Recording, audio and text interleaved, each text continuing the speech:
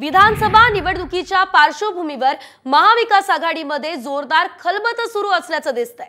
मुंबईमधील 36 जागांपैकी काही जागांवरती आघाडीमधील तिन्ही घटक पक्षांनी दावा सुद्धा केलेला आहे।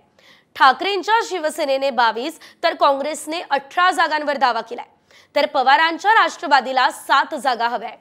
मात्र मुंबईमधल्या 5 जागांवरती आघाडीमधील कुठल्याही पक्षांनी अजून दावा केलेला नाहीये, तर 5 जागांवरती भाजपचे आमदार आहेत।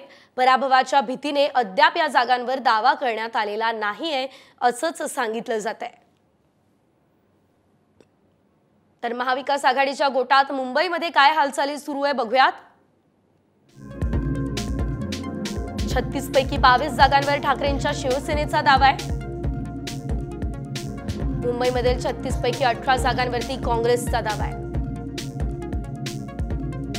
मलबार, विलेपार्ले, चारकोप, बोरीवली आणि मुलुंड या 5 मतदारसंघांवरती कुणाचाच दावा नाही आहे।